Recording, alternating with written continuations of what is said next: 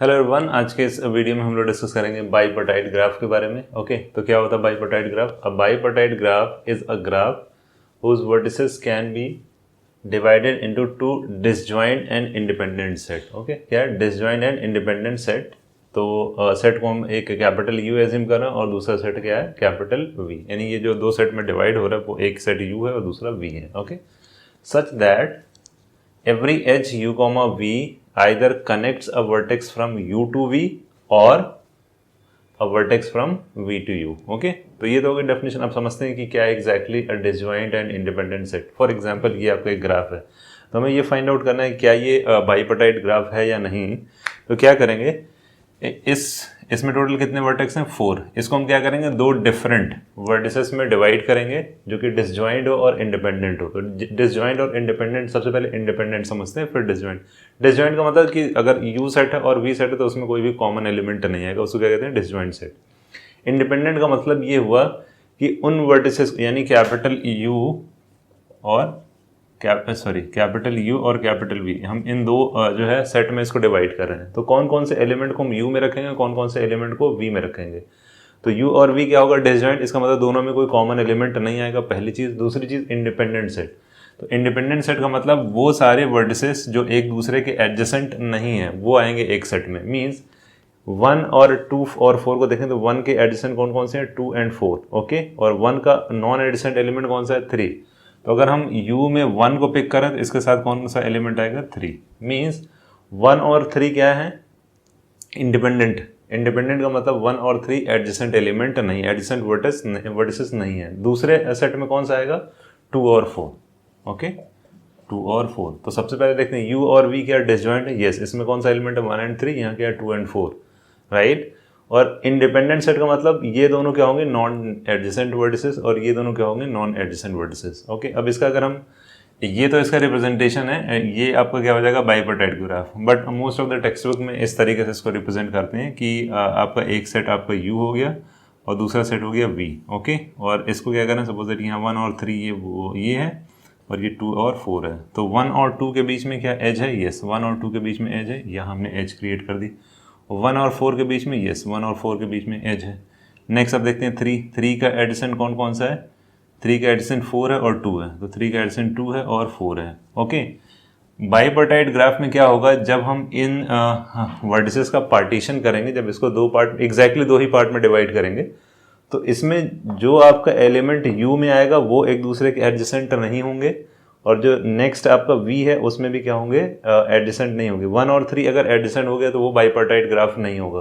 2 और 4 अगर एडजेसेंट हो गया तो वो आपका बाइपर्टाइट ग्राफ नहीं होगा। और अगर इसको केयरफुली देखें कि अगर आपका सेट U में जितने भी एलिमेंट्स हैं, यानी जितने भी वर्ड्स, अगर ये एलिमेंट इसके V से कनेक्टेड है, मतलब ये 1 है, 1 जो है इसके एडिशन कौन कौन से? 2 और 4। दैट मीन्स V के सारे एलिमेंट 1 के एडिशेंट हैं और इस पर्टिकुलर वर्टेक्स के एडिशन सारे एलिमेंट है। तो ऐसे ग्राफ को क्या कहते हैं? कंप्लीट बाइपर्टाइट ग्राफ कहते हैं। ओके, खैर अभी उसको हम बाद में डिस्कस कर रहे हैं, पहले बाइपर्टाइट कर लेते हैं, उसके बाद कंप्लीट पे आएंगे। अब सपोज दैट ये आपका गिवन ग्राफ है, टोटल एलिमेंट कितने हैं? 6, और जरूरी नहीं कि दोनों में इक्वल एलिमेंट आए। ओके, इस चीज़ का भी देना है ध्यान कि ऐसा नहीं हो कि जरूरी इस पर्टिकुलर एग्जांपल में दोनों में सेम एलिमेंट आ रहे हैं। नंबर ऑफ एलिमेंट्स यहाँ भी 2 हैं, नंबर ऑफ एलिमेंट्स यहाँ भी 2 हैं, बट ऐसा जरूरी नहीं है कि दोनों में सेम ही एलिमेंट आए। डिफरेंट, यहाँ 3 हो सकता है, यहाँ 2 हो सकता है। ओके, अब आते हैं इस पर, क्या ये बाइपर्टाइट ग्राफ है? तो यहाँ क्या करेंगे, इसको भी क्या करेंगे, दो उसमें पार्टीशन कर देंगे, दो सेट में। ओके, ये आपका U है और ये V है। तो यहाँ कौन कौन से एलिमेंट रखेंगे? तो सबसे पहले देखते हैं कि 1 एलिमेंट है, इसका नॉन एडिसेंट एलिमेंट कौन कौन सा है? 6 और 2 तो एडिसेंट है, बट 5, 4, 3 जो है वो आपके एडिसेंट एलिमेंट नहीं है। तो अब इसको जब देखेंगे 3 को, सपोज दैट हमने यहाँ 1 को पिक किया, राइट, 1 को लिया, तो इसके करस्पॉन्डिंग और कौन कौन से एलिमेंट आ सकते हैं? ये आपका 3 आ सकता है, 5 आ सकता है, 4 आ सकता है। तो सपोज दैट हमने 3 को लिया और 4 को लिया। ओके, अब इधर कौन कौन से आएंगे? बाकी रिमेनिंग वर्टिसेस। कोई भी वर्टेक्स छूटेगा नहीं, जितने भी ग्राफ में वर्टेक्स होंगे एग्जैक्टली उसको दो पार्ट में डिवाइड करेंगे और सारे एलिमेंट, अगर यहाँ आपके एलिमेंट 3 आ रहे हैं तो रिमेनिंग एलिमेंट दूसरे वाले सेट में आएंगे, राइट। तो अब अगर यहाँ पे लिखते हैं 2, नेक्स्ट क्या आ जाएगा आपका? 3 आ चुका है, 2, 5 एंड 6। ओके, तो 2, 5 एंड 6। तो क्या आप देखते हैं कि इसमें जितने भी एलिमेंट हैं वो एक दूसरे के नॉन एडजेसेंट है। तो 1 और 3 क्या है आपका, 1 और 3 एडजेसेंट नॉन एडजेसेंट है, 1 और 4 नॉन एडजेसेंट है, बट 3 और 4 एडजेसेंट हो जाएंगे, यानी 3 और 4 के बीच में एज आएगी। तो मीन्स यहाँ हम 4 को नहीं लिखेंगे। क्या और दूसरी पॉसिबिलिटी है, 5 को लिख सकते हैं। तो अगर हम 5 को यहाँ लिखेंगे तो इसकी जगह पे हमें 4 यहाँ लिखना पड़ेगा, राइट। वो हम हिडन ट्रायल करके देख लेंगे। तो 1 और 3 और 5, 1 3 का नॉन एडिसेंट है, 3 जो है 5 का नॉन एडिसेंट है, और 1 और 5 नॉन, यानी 1 और 3 और 5 के बीच में कोई भी एज नहीं है। तो इसका मतलब हमने ये जो पिक किया एलिमेंट्स वर्सेस ये सारे सही हैं। अब इसको भी चेक कर लेते हैं। 2, 4 एंड 6, 2 एज क्रिएट करते हैं। 1, 3 और 5 में कोई एज नहीं आ रही। 2 से 4 में क्या एज है, 2 से 4 में एज नहीं है। 2 से 6 में भी एज नहीं है। नेक्स्ट 4 से 6 में कोई एज है नहीं। मतलब ये है कि हमने जो एलिमेंट्स पिक किए हैं, वर्सेस पिक किए हैं, ये आपके फाइन है। अब देखते हैं किसके किसके बीच में एज है। 1 और 2 के बीच में एज है, यस। 1 और 6 के बीच में एज है, यस। उसके बाद 3 और किसके बीच में, 2 और 4 के बीच में, 3 2 और 4। 5 का अगर चेक करें तो 5 से 4 एंड 6, 4 एंड 6, ओके। अब अगर इसको केयरफुली देखा जाए तो क्या ये आपका कंप्लीट बाइपर्टाइट ग्राफ है। देखो बाइपर्टाइट ग्राफ तो हो गया, जैसे ये तो कंप्लीट था। कंप्लीट में क्या होगा, हर एक वर्टेक्स एक दूसरे से यानी इस सेट के सारे एलिमेंट इसके एडजेसेंट होंगे, इस सेट के सारे एलिमेंट इसके एडजेसेंट होंगे, बट सेम सेट में जो भी वर्टेक्स होंगे वो एक दूसरे के एडजेसेंट नहीं होंगे, राइट। बट यहाँ 1 के एडजेसेंट कौन कौन से, सिर्फ 2 और 6, बट 4 नहीं है। अगर कोई भी एक एज अगर मिसिंग हो गई तो ये आपका कंप्लीट बाइपर्टाइट ग्राफ नहीं होगा, ओके। तो ये था बाइपर्टाइट ग्राफ। अब देखते हैं कि जैसे यहाँ आपका बाइपर्टाइट हो गया, यहाँ भी बाइपर्टाइट हो गया, बट अगर इस पर्टिकुलर एग्जाम्पल को देखें 1, 2, 3, 4 एंड 5, ओके। इसे हमें चेक करना है कि क्या ये हमारा बाइपर्टाइट ग्राफ होगा। देखते हैं। तो इसमें क्या होगा, इसमें टोटल एलिमेंट्स कितने हैं, 5। तो इसका मतलब ये है कि क्या नाम है, इसमें सेम एलिमेंट्स नहीं आएंगे हर एक सेट में। तो हो सकता है अगर मान लो, देखो यहाँ देखते हैं, ये आपका U सेट है और ये आपका V सेट है। तो U में कौन कौन से एलिमेंट रख सकते हैं, अगर हमने इसको 1, कोई भी एलिमेंट रख सकते हैं, बट जो हमारी प्रॉपर्टी है बाइपर्टाइट ग्राफ की वो फॉलो होनी चाहिए। 1 का एडिसेंट नॉन एडिसेंट कौन कौन सा है, 4 एंड 5। तो अगर यहाँ हम 4 पिक करें फॉर एग्जाम्पल, तो क्या 5 को रख सकते हैं, नहीं रख सकते हैं। या तो 5 रख सकते हैं या तो 4 रख सकते हैं, दोनों में से एक ही। क्योंकि अगर हमने 4 को पिक कर लिया तो 5 को नहीं रख सकते, क्योंकि 4 और 5 एक दूसरे के एडिसेंट एलिमेंट है, तो इस सेट में नहीं आएगा। नेक्स्ट इसमें आते हैं। अब अगर 1 और 4 को पिक किया तो 3, 2, 5 आना चाहिए इधर, 3, 2, 5 इधर आएगा। तो 3 और 2 नॉन एडिसेंट है, बट 2 और 5 एडिसेंट एलिमेंट हो गए। तो इसका मतलब जो है यहाँ हम इसको नहीं रख सकते। यहाँ कोई भी पॉसिबिलिटी अगर देखेंगे, अगर हम यहाँ 5 को पिक करें फॉर एग्जाम्पल, 5 को अगर पिक करेंगे तो यहाँ 4 आएगा। तो 1 और 5 तो एक दूसरे के नॉन एडिसेंट एलिमेंट हैं, बट 3 और 2 नॉन एडिसेंट है, 2 एंड 4 नॉन एडिसेंट, बट 3 और 4 एडिसेंट हो जाएंगे, यानी इनके बीच में एक एज आ जाएगी। तो इसलिए आपका बाइपर्टाइट ग्राफ नहीं होगा। यहाँ एक इंपॉर्टेंट चीज़, अगर कोई भी आपका गिवन ग्राफ है, ओके, गिवन ग्राफ है, वो अगर आपका इवन लेंथ साइकिल है, जैसे 1, 2, 3 एंड 4, इसकी लेंथ 4 है, इसकी लेंथ 1, 2, 3, 4, 5 एंड 6 है, बट इसकी लेंथ कितनी है, 1, 2, 3, 4, 5। ऐसा ग्राफ जिसमें अगर ऑड लेंथ साइकिल प्रेजेंट है तो वो कभी जो है बाइपर्टाइट ग्राफ नहीं होगा। ऑड लेंथ का मतलब 1, 2, 3, 4, 5, इसकी लेंथ कितनी है, साइकिल क्या होती है वो ऑलरेडी हम लोग प्रीवियस वीडियोस में डिस्कस किए हुए हैं।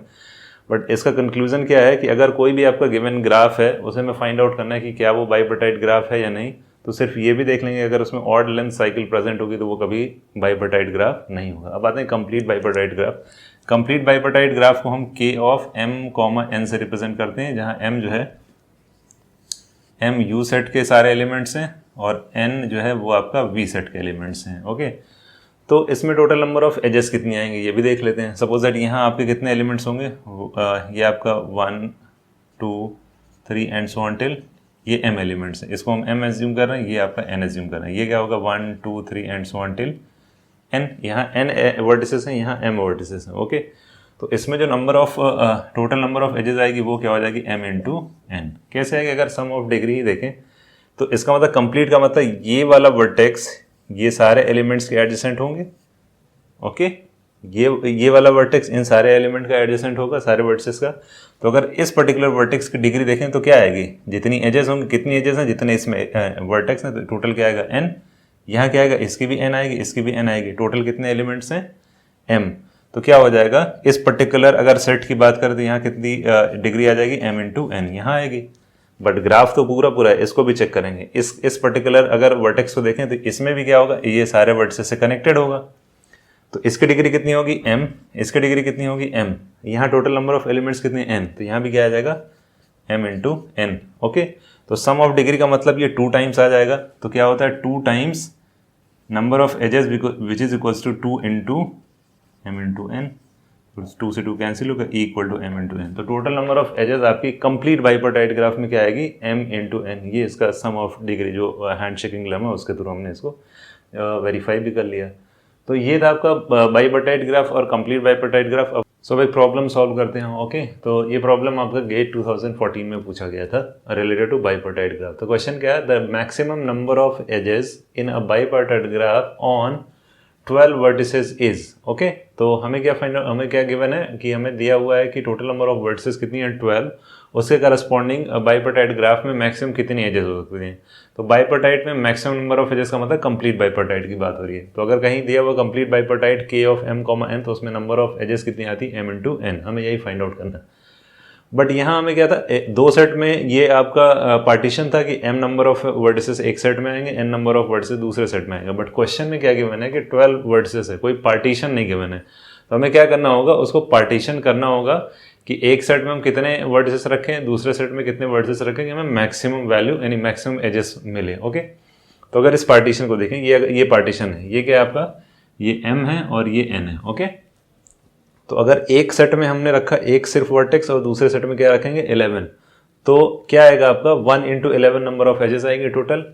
सेकंड पॉसिबिलिटी क्या हो सकती है, एक तरफ हम 2 वर्टेक्स रखें तो दूसरी तरफ 10, क्योंकि total number of elements vertices कितने हैं 12, तो 2 + 10 which is equals to 12। Number of edges कितनी हो जाएगी 2 multiplied by 10 which is equals to 20, 3 multiplied by 9 which is equals to 27, 4 multiplied by 8 which is equals to 32 and so on. Okay, तो अगर इन सारी possibility को देखें तो उसमें मैक्सिमम वैल्यू कौन सी आ रही है 36।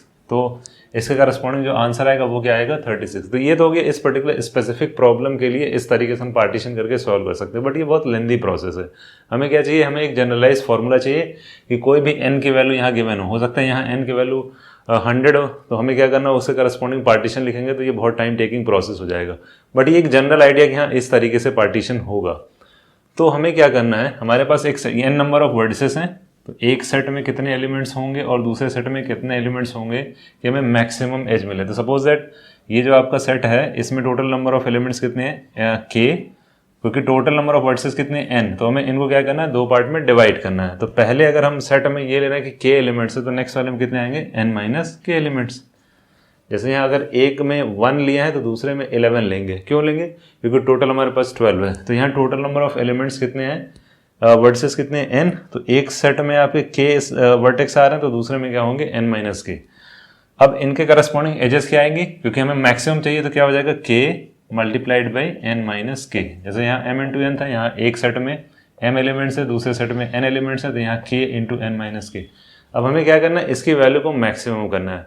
तो अगर कोई भी एक एक्सप्रेशन गिवन होता है तो अगर इसकी वैल्यू को हमें मैक्सिमाइज करना होता है तो क्या करते हैं, मैक्सिमम मिनिमम कॉन्सेप्ट यहाँ हम यूज़ करेंगे। तो सिंपली क्या करेंगे, यहाँ 2 चीज़ें करते हैं, इसको हम क्या करेंगे डिफ्रेंशिएट कर देंगे k into n - k। Okay, किसके रिस्पेक्ट में, k के रिस्पेक्ट में, और इसकी वैल्यू को 0 हम कर देंगे।